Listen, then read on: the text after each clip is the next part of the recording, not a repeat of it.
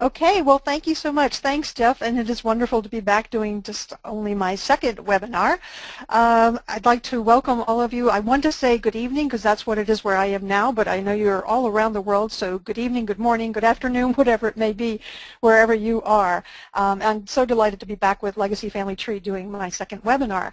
Now, for those of you who joined us for my first one, which was reverse genealogy, this one is a little bit different, in that reverse genealogy is a very intensive sort of how-to talk, whereas this one is more about sort of a pet theory I have that I'd like to share and hopefully share some examples with you and perhaps sway a few of you to my perspective as well. And this theory has to do about all about history. Basically, I believe that genealogy will gradually, and is in fact already in the process of rewriting history. Now, if you'll just stick with me here, here's my basic concept, is that, you know, the way we're all taught about history, and I think this is universal, I think this is probably true no matter where you are. If you think back to your youth, if you think back to your school days, probably what you were taught in school was the story of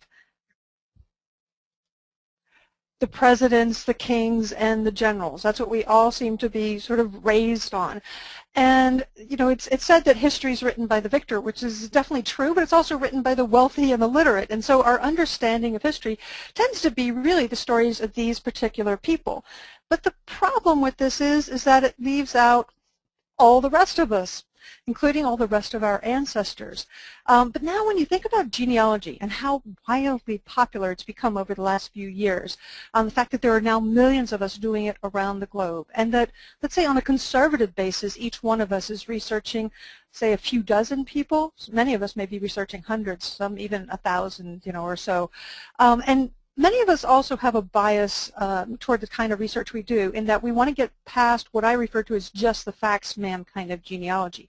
What I mean by that is many of us want to know more about our ancestors than just their names, dates, and places of their births, marriages, and deaths. We want to know them as living, breathing human beings. In other words, what we want to learn is really their stories.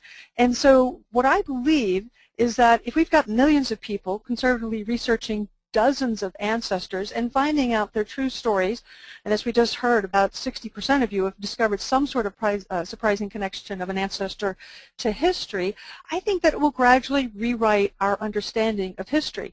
I like to use the metaphor of a massive photo. Imagine if we had a big old digital photo that represented our collective understanding of history. Right now, I would argue that our understanding of history, that photo is quite sort of fuzzy. It's a low resolution photo because it's sort of chunky. We just have these stories of these kings and presidents.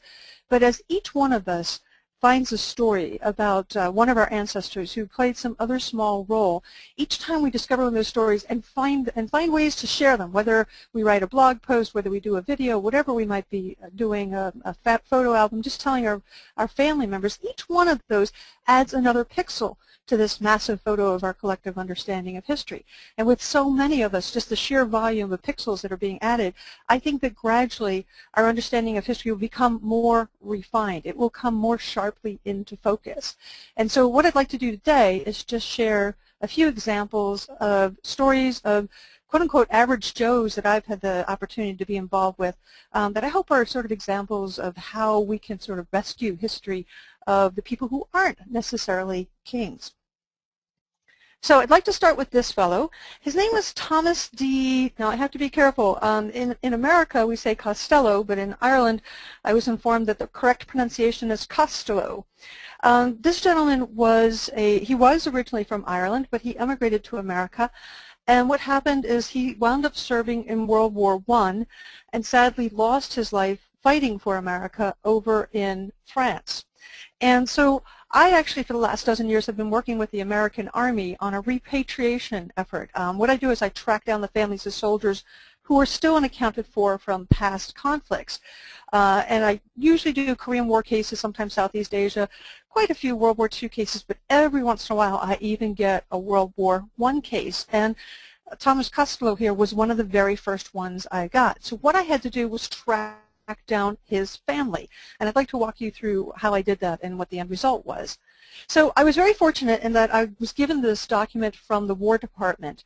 Those of you who are in the United States, you probably know that even this was fortunate because there was a fire back in 1973 that destroyed a good chunk of our military personnel records from the 20th century.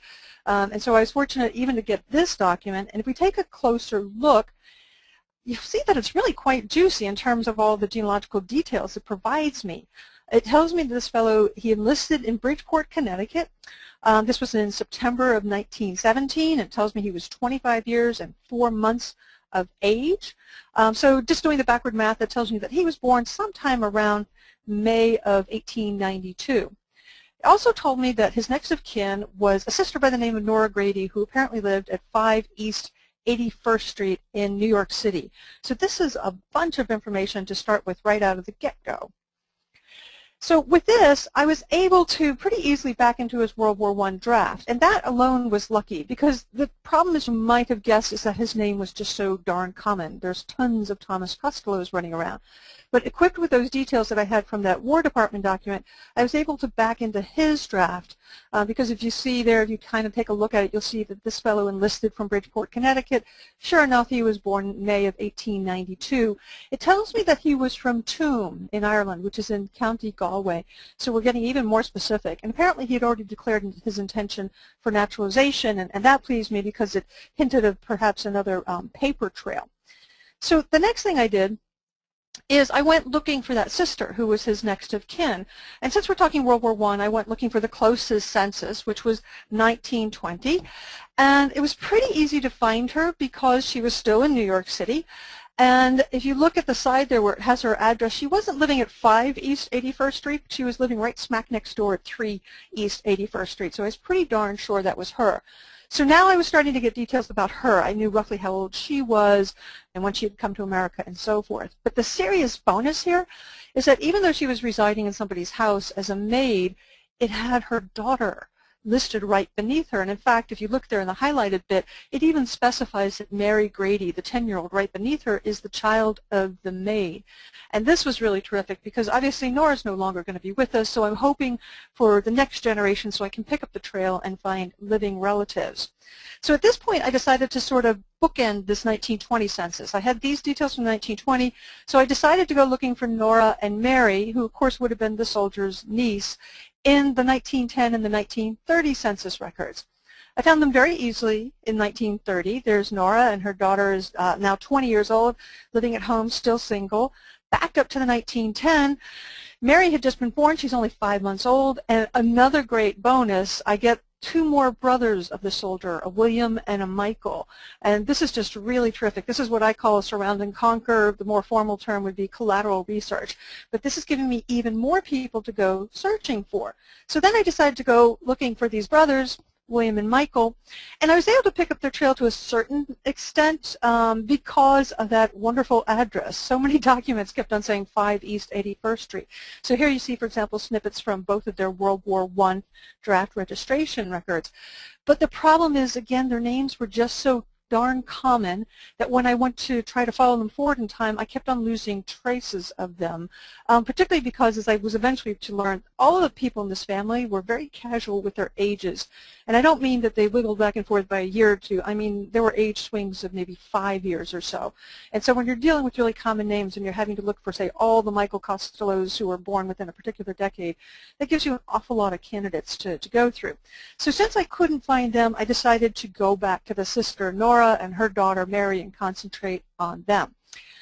And so what I did is I hoped that the daughter Mary had gotten married. We saw her in the 1930 census, and she's single at home, 20. So I'm thinking, okay, maybe in the 1930s she got married.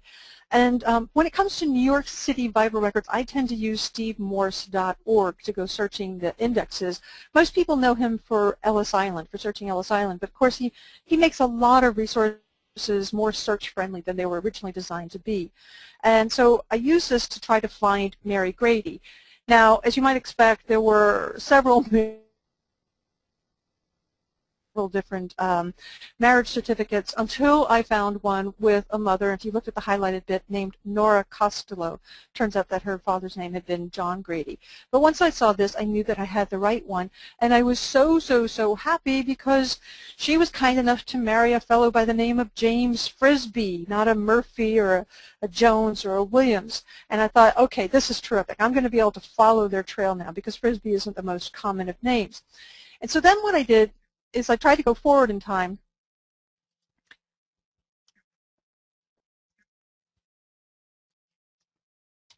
I'm sorry, I'm just pausing here because for some reason it's not moving forward.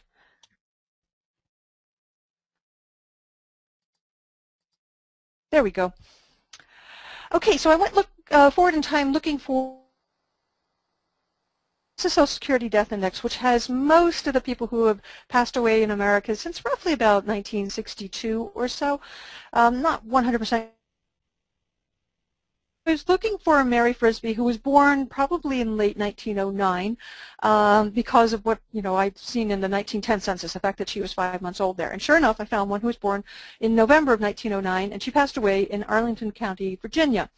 And I found a corresponding James Frisbie of the appropriate age, I knew his age from the marriage certificate, who also died in Arlington County, Virginia in September of 1972. And both of them, their Social Security had been issued in the state of New York. And so with this combination, I was pretty darn sure that I had found the right person. And so I decided to just go looking for them. I happen to be a former Washingtonian, and so the major newspaper there is the Washington Post. I decided to go looking for their obituaries there, but much to my surprise, I came up empty. So then I decided, okay, well, some local research is in order here. So what I did is I hired a local researcher down in Arlington County, Virginia, a woman I work with a fair bit, Sharon Hodges, and I asked her to go to the county courthouse to go looking for estate records. And she actually came up empty. There was a reason for it, I learned shortly thereafter. But what she did do is she went to the local library as well and checked not just for the Washington Post, but for the little local papers to see if by any chance either of them had an obit in one of those. And sure enough, Mary didn't, but John did. The reason perhaps there were no estate records for him is it turned out, we learned from his obituary, that they had only just moved to Virginia 2 weeks before he passed away. And so perhaps the rest of his paperwork was elsewhere. At any rate, this told me what I was hoping for, and that was that James and Mary had indeed had a child. So it mentioned they had a son by the name of John C., and it also mentioned that James had a brother named Frank. So just to kind of help you keep this all straight, so I had focused here on Mary Grady, who was the soldier's niece, and I went looking, for she and her husband. They had both passed away, and so now I was focusing on their son, John Charles Frisbie, and I was hoping that I could pick up his trail. But much to my chagrin, I discovered that he died young. He had already passed away.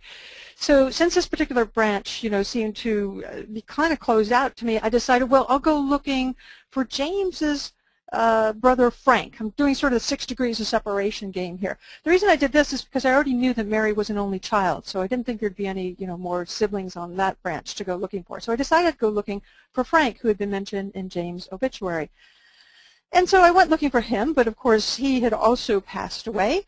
But this time I went looking for his obituary in the Washington Post, and I had no problems finding it. It popped right up, and thank goodness it mentioned that he had a son by the name of Frank Jr. And so now I went looking for Frank. And fortunately, finally, I was able to find him. But the thing is, of course, he remembered his cousin John. I thought he would, because the way this seemed to be shaping up, it appeared that both Frank and John were only children, and therefore they may have been each other's only cousins on that particular side of their family tree. So I was fairly sure that Frank would remember John, and he did, but he had no clue what happened to him. It turned out he had just sort of completely disappeared from the family. So he wasn't able to help, but what he did say is, he said, there's a woman out in Ohio who's been researching the family. Maybe you should talk to her. A woman named Mary. And so I gave Mary a call. Now, I have no idea how she fits into the family tree, no clue whatsoever, but I'm very glad she is part of the family because she was very knowledgeable. She actually knew more about Frank's family than he knew himself, and she knew, for example, that his cousin John had a son by the name of Michael, and she even knew that this son lived in the state of Maine. Those of you who are familiar with the geography of the United States, you can see this family is bouncing all over the country. So now it was a matter of trying to find Michael, which I did. Now put yourself in Michael's shoes. I'm the one that cold calls my way back into these soldiers' families. Imagine, you get a call from a complete stranger talking to you about some relative of yours who was an immigrant from Ireland who had been killed in World War I back in 1918. How might you react? Well, I can tell you exactly how he reacted because it's recorded in the news here. You see